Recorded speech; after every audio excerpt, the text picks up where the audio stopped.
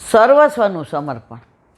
એકલું તમે ધરાવીને લ્યો એટલું જ નહીં, જે ઘરમાં આવે સમર્પણ કરો. અમુક વસ્તુ સમર્પણ નથી કરી શકતા, સન્મુખ કરો. હવે સન્મુખે નથી કરી શકતા. પેલું સગુન કે આરાધ્ય કોઈ સેન્ડલ લાવ્યા હતા, મને લાગે તમને ખબર. હવે 2 આંટા મારે, 2ના ભેગા જ લાવીએ. મેં કીધું શું છે? મને એમ કે હારાવને કાંઈક જોઈતું હશે કે કાંઈ. બા આ સેન્ડલ પહેરી નવાય નહીં, સન્મુખ કરાય નહીં, પહેરવા કેવી રીતે? મેં કીધું દાદાને કયો 20 રૂપિયા આપે, 2 10 રૂપિયાને કેળા લઈ આવો જાઓ. આવીને હાથ મોઢું ધોઈ એ સેન્ડલ પહેરીને જાઓ નવા, ટૂંક કરીને ઠાકોરજીને ધરો. રાજી થઈ ગયા. થઈ ગયું સમર્પણ. તમારા ઘરમાં તમારું ઘર નથી, ઠાકોરજી પધાર્યા. ઘર કોનું? ઠાકોરજીનું. તો બધું પ્રભુને સમર્પણ કરી ઠાકોરજી કેવા રાજી થાય ખબર? હે મારી માં મને ધરાવ્યા વિના કાંઈ ન રાખે. ઓલો એક નાની વાત આવી હતી વોટ્સએપમાં, એમાં મને યાદ નહીં. એ કે ઠાકોરજીને પધરાવીને એક વૈષ્ણવ યુગલ અમેરિકા ક્યાંક જતું હતું. તો એની બાજુમાં અન્ય માર્ગી બેઠા હતા, એટલે એને ટીખળ કરવાનું મન થયું આ વૈષ્ણવને. એ કે તમારે ઠાકોરજી જ? એ કે હા. તો તમે કેટલા જણા છો? અમે 3. હું, મારા મિસ્ટર, મારા ઠાકોરજી. તો કે ટિકિટ લીધી ઠાકોરજીની? ઓલા વૈષ્ણવે જે જવાબ લીધો ને, ઓલાને મોઢું આવડું થઈ ગયું. એ કે કેમ પૂછો છો? ઓલાને ઉતારવી હતી, એને પુષ્ટિ માર્ગ ગમતો નહોતો.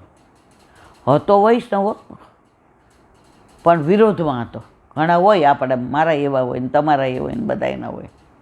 એને આની ખેંચવી હતી, આણે જવાબ ખેંચીને દીધો. એ કે માલિક ટિકિટ લે. આ માલિક છે એરોપ્લેનનો. શું ટિકિટ લે? અવડુંક મોઢું થઈ ગયું. આ બધું આપણા ઠાકોરજીનું જ છે. આપણે એના ઘરમાં રહીએ છીએ, એ આપણા ઘરમાં નથી રહેતો.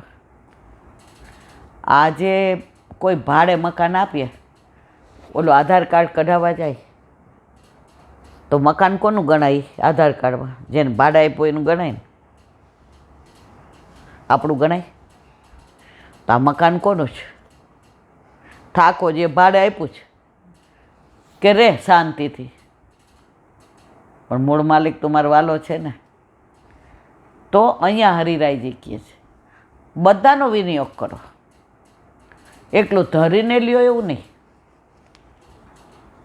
સર્વ વસ્તુના વિનિયોગથી સમર્પણ સાર્થક થાય છે અને એ વિનિયોગ દ્વારા પ્રેમ, આસક્તિ વગેરે બધું પ્રાપ્ત થાય છે. ખાસ કૃપા થતાં પ્રપંચ જગતનું વિસ્મરણ થતાં જ વ્યસન દશા પ્રાપ્ત થાય છે. પ્રેમ, આસક્તિ, વ્યસન અને તન્મયતા. આ પુષ્ટિ માર્ગના 4 તબક્કા છે. તમે સર્વસ્વ જે આવે એ સમર્પણ કરો. ઘરમાં કાંઈ આવ્યું, તમે લાવ્યા, તમારું ચિત્ત શું કહે? પહેલાં ઠાકોરજી, પહેલાં ઠાકોરજી. હવે તમારું મન સંસારમાંથી ખસી અને કોનામાં થઈ ગયું? તો છેલ્લે કઈ દશા આવે? વ્યસનદા. એ બધું કુંભનદાસને નથી. આપણે તો હજી પ્રેમી નથી થયા. હજી તો આપણે શ્રૃંગાર કરતા હોઈએ અને આરાધ્ય એમ કે ભૂખ લાગી છે, શ્રૃંગાર કરતાં કરતાં પાછા આપણે એમ કંઈ તૃપ્તિ સન્મુખ કરીને આપ. જો હજી ચિત્ત શેમાં ગયું? આરાધ્યમાં. ત્યાં સુધી ઠાકોરજી કે મને સ્નાન કરવસ, મને શ્રૃંગાર કરસ, એની માં છે, એનું ધ્યાન રાખશે. તું મારું ધ્યાન રાખ, તું મારી માં છો. પણ આપણે હજી સમજતા નથી. એટલે આસક્તિ નથી, વ્યસનય નથી, તન્મયતાય નથી. હજી તો પ્રેમમાંય પાછા પડીએ છીએ. 2.5 અક્ષર પ્રેમ કા, 2.5 અક્ષર છે. હજી ત્યાં સુધી આપણે પહોંચ્યા નથી. બોલો હરિરાય મહાપ્રભુ.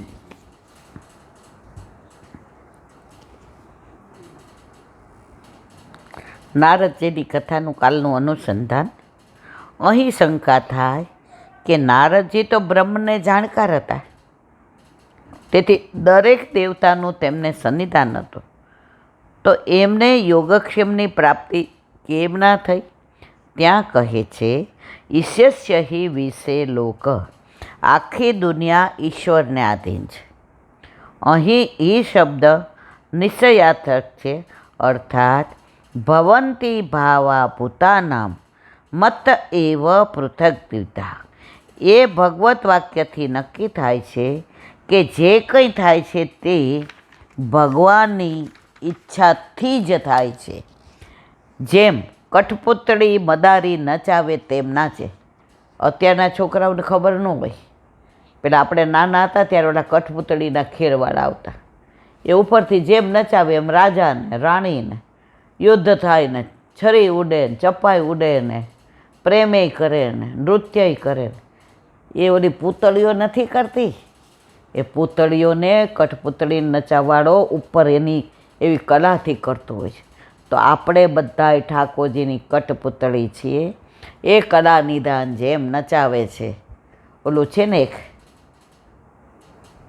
રોતે રોતે હસના સીખો, હસે હસતે રોના, જીતની ચાબી ભરી રામને, ઉतना चले खिलौना. रोते रोते हंसना सीखो, हंसे हंसे रोना. જેટલી ચાવી આપણામાં ભરી હશે, ઇલેક્ટ્રિક રમકડું હોય એવું આમ સરસ ચાલે, મોટર કે ગાડી, ઓલું વાંદરું નાચે, જેવી પૂરું થાય ઢમ. આપણામાં જેટલી ચાવી ભરી ઢમ. જેમ કઠપુતળી મદારી નચાવે તેમ નાચે, તેમ ભગવાનની ઈચ્છા પ્રમાણે બધા લોકો ચેષ્ટા કરે છે. એવી રીતે તો ભગવાન જ્ઞાનવાળાની બુદ્ધિ થાય છે. કર્મ અને પંચમહાભૂતના પદાર્થ એવા અર્થમાં જુદા છે, એનું નિરૂપણ આગળ ઉપર થશે. જેમ કઠપુતળીને મદારી સ્વતંત્ર ધર્મવાળી કરતો નથી, તેમ ભગવાન પણ જીવને સ્વતંત્ર ધર્મવાળ. ઓલી પુત્રી એની ઈચ્છાથી નાચી ન શકે. નાઈ હવે હું રાજાની બાજુમાં બેસી જાઉં, એને હું ના યુદ્ધ કરવા દઉં, એનું ના હાલે. એ ઓલો નચાવવાળો હોય ને એમ જ નાચવું પડે. એમ આપણે એમ કહીએ, નાઈ મારે તો હવે આમ જ કરવું જ, એટલે કર. આ ગઈને 15 દી હોસ્પિટલમાં, અઠવાડિયું 10 દી, હાયલું બેન તારું કાંઈ કોઈ દી જોઈતી હોસ્પિટલ? અરે હું તો ત્યાંથી નીકળું ને સાલ પાસેથી, આમ જોઈ જાઉં, મને એ અંદર ઓલા દવાખાનામાં જાતા હોય એ ન ગમે. લે તારે જવું પડ્યું. રામ જેમ નચાવે એમ આપણે નાચવાનું. અહમ ચ, હું પણ એટલે જેમ માતા ઈશ્વરને આધીન હતી. કોની માતા? નારદજીની. એ બિચારી દાસી હતી, એ ઈશ્વરને આધીન હતી. એમ હું પણ ઈશ્વરને આધીન હતો. પોતાનું ઈશ્વરાધીનપણું જુદું બતાવવાનું કારણ એટલું જ છે કે પોતે વિશેષમાં માતાને પણ આધીન હતા. છોકરું માતાને આધીન હોય અને ઈશ્વરને આધીન હોય. તદ બ્રહ્મ કુલે, તે બ્રાહ્મણોના કુળમાં હું રહેતો હતો, તેથી અન્નાદિકનો દોષ ન હતો, કારણ કે બ્રાહ્મણ હોય એ ગમે એવું ખાય નહીં. અને હું માતાના સેથી જે પ્રતિબંધ હતો એની નિવૃત્તિની રાહ જોતો. માતાનું મારા ઉપર બંધન છે, જવાબદારી છે, ત્યાં સુધી મારાથી બીજું કશું થાય નહીં. મને દિશા, દેશ કે કાળનો વિવેક ન હતો, એટલે કે મને પૂર્વ કે પશ્ચિમ દિશા, પોતાનો કે પારકો દેશ, કે દિવસ કે રાતનો સમય એનું પણ જ્ઞાન ન હતું. મારે ક્યાં જવું અને ક્યાં રહેવું વગેરે વિવેક રહિત હતો, એટલે કે મને જરાય લૌકિક જ્ઞાન નહોતું. હું માતાના આધીન હતો, એકનો એક હતો. મારી આસક્તિ મારા માતામાં અને મારી આસક્તિ મારામાં. જો તમે શરૂઆતમાં એકને કરતા તો કેટલી બધી આસક્તિ બામાં હતી તમારી, અને બાને તમારામાં હતી. 1 મિનિટ જાવ બાકી આમ થોડીક વાર ગયો હોય ત્યાં આમ આમ થઈ. શું કામ? કારણ કે પહેલાં અને આસક્તિ એમ દરેક મામાં હોય. તેથી મને કોઈ બંધન કે આત્મવિસરણ ન થયું. બાળકપદથી બતાવ્યું છે કે મને કોઈ વિષયનો સંબંધ ન હતો. પંચહાયમ 5 વર્ષનો હતો એટલે પરાધીનપણું ન હતું. 5 વર્ષનું છોકરું હાથે નાઈ લે, ખાઈ લે બધું, પણ મા જેમ કે એમ હું કરતો હતો. નારદજી કહે છે, જ્યાં સુધી મારામાં પૂરો વિવેક ન હતો ત્યાં સુધી ભગવાને મારા ઉપર માતારૂપ પ્રતિબિંબ રાખ્યો હતો. શું કહે છે? મારામાં વિવેક નહોતો, હજી મને સમજણ નહોતી, ત્યાં સુધી માતારૂપી પ્રતિબંધ રાખ્યો હતો. આજે હવે આકાશ મોટો થઈ ગયો, 40 વર્ષ, હવે જેટલું કહેવાતું એટલું કહેવાય. પણ આરાધ્યને આપણે કહીએ ક્રિકેટમાં તડકામાં નહીં જવાનું એટલે નહીં જવાનું, એ રોવે તોય આપણે જવા ન દઈએ. શું કામ? આપણે એના હિતનું વિચારીએ એટલું એના વિચારે. એમ નારદજી કહે છે કે હું 5નો હોવા છતાંય હજી મા ઉપર જ હું આધારિત હતો. જ્યારે મને પૂર્ણ વિવેક થયો ત્યારે મનોપ્રતિબંધ દૂર કર્યો. બોલો વલ્લભાધીશ. શ્રીમદ ભાગવત અને મારા ગુરુદેવને દંડવત प्रणाम करो. चंद्र सरोवर पे सूरदास जी के द्वार पे मेरा दंडवत प्रणाम. सुरभि सुरभि कुंड पे परमानंद दास जी के द्वार पे मेरा दंडवत प्रणाम. जमुनावत जमुनावता पे संकर्षण कुंड पे कुंभन दास जी के द्वार पे मेरा दंडवत प्रणाम. बिज्जू कुंड पे कृष्णदास जी के द्वार पे मेरा दंडवत प्रणाम. कदम खंडी पे गोविंद स्वामी के द्वार पे मेरा दंडवत प्रणाम. अप्सरा कुंड पे चित्त स्वामी के द्वार पे मेरा दंडवत प्रणाम. मानसी मानसी गंगा पे नंददास जी के द्वार पे मेरा दंडवत प्रणाम. रुद्र कुंड पे चत्रबुद्ध दास जी के द्वार पे मेरा दंडवत प्रणाम. વ્રજ વિલાસ વ્રતની ગોપિકાઓને મારા દંડવત પ્રણામ. હે વલ્લભ, સવારથી અત્યાર સુધી સેવા, સ્મરણ, સત્સંગ જે પણ તે કરાવ્યો તે તારા ચરણારવિંદમાં સમર્પણ કરું છું. ભૂલ અપરાધ થયો હોય તો ક્ષમા કરજો. બોલો વલ્લભાધીશ કી જય.